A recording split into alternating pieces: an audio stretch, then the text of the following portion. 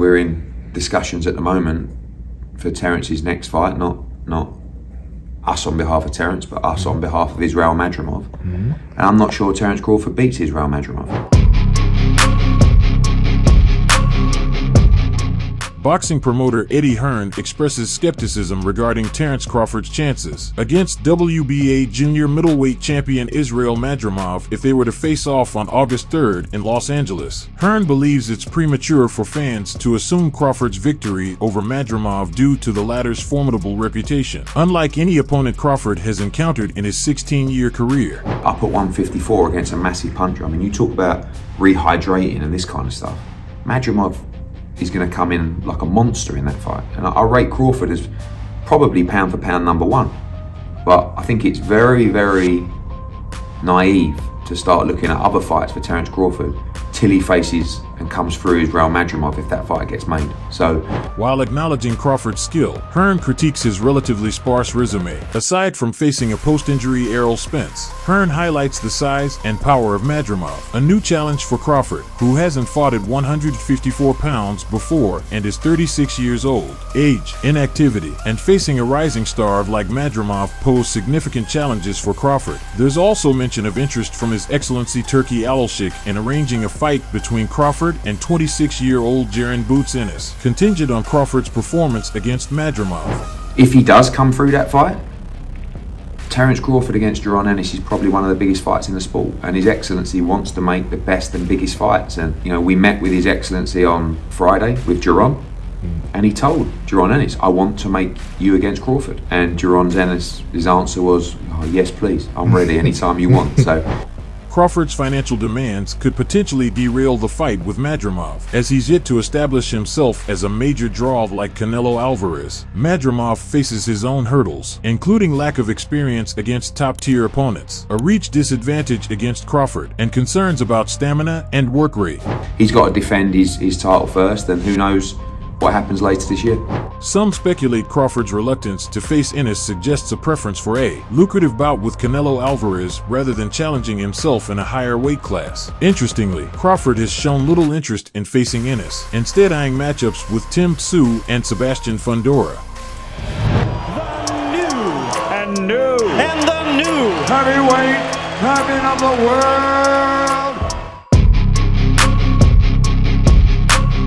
Andy Ruiz is making another comeback to action after outside-of-the-ring distractions, and as WBN reported yesterday, needed a knockover opponent. He gets that in Miller, who didn't look great against Daniel Dubois last time out.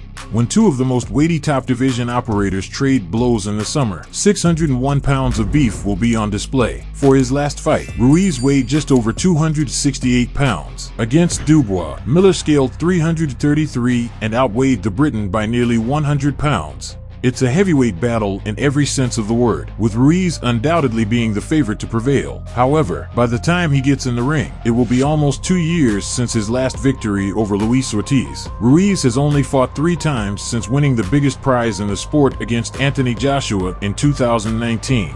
With his focus questioned, Ruiz has much to prove if he wants to get a piece of the action in Saudi Arabia before he retires. He's already seen a mandated clash with Deontay Wilder fall apart, costing him pay-per-view millions. Al Heyman earmarked the pair to fight as soon as Ruiz won the WBO, WBA, and IBF belts, as Wilder held the WBC crown then. The PBC boss had the undisputed heavyweight title in-house for 2020, provided both Ruiz and Wilder could defeat Joshua and Fury in rematches. Both failed, and even when the WBC revived the fight as a WBC eliminator in 2022, the pair still didn't share a ring. It's now up to Ruiz to prove he's still got the desire and that fire still burns to get back in the mix. A third fight with Joshua wouldn't be out of the question if he can prove his dedication to the cause. Fury has also mentioned Ruiz as a possible challenger to his throne in the past, leaving a win over Miller as a must. Also, the first ever Mexican heavyweight champion has to look good doing it. As for Miller, another defeat won't be the end of the story for Slugger. However, he is in danger of falling into the also-ran category if he can't prove his worth at the top level. Has to be moving and pivoting. Oh, and a body shot as McKinson's down for the first time as a pro.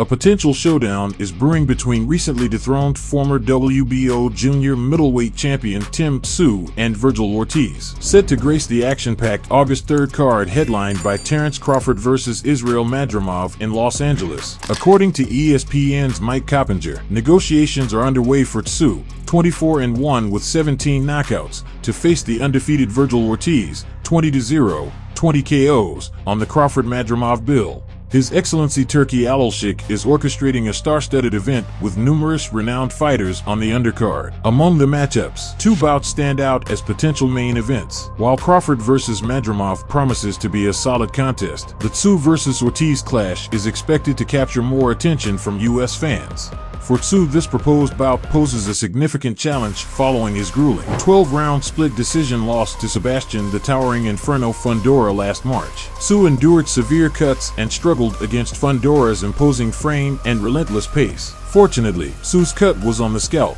reducing the likelihood of it reopening against Ortiz Jr.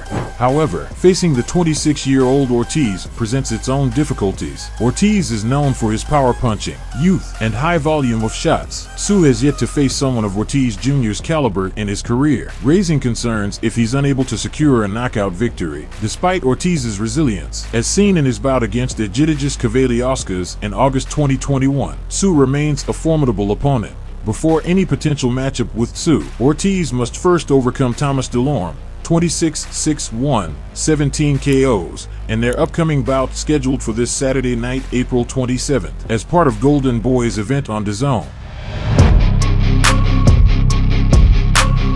Shakur Stevenson took to social media today, calling out Gervonta Tank Davis and urging him to step up and face him in the ring. The undefeated WBC lightweight champion Shakur, 21-0, 10 KOs, emphasized that his focus is squarely on Davis, not on any past issues with Floyd Mayweather Jr., and he wants to see the fight materialize. Despite weeks of verbal jabs exchanged between the two, it remains uncertain whether Davis's recent banter is genuine or merely a tactic to generate buzz for his upcoming June 15th title defense against Frank Martin, which hasn't quite captured fans' excitement due to the perceived mismatch. Shakur's camp at Top Rank has yet to reveal his opponent for his July 6th title defense on ESPN, adding to the anticipation surrounding a potential showdown with Davis. However, if Stevenson hopes to secure a bout with Tank, he may need to deviate from his defensive strategy and be prepared to engage in a more aggressive style of fighting.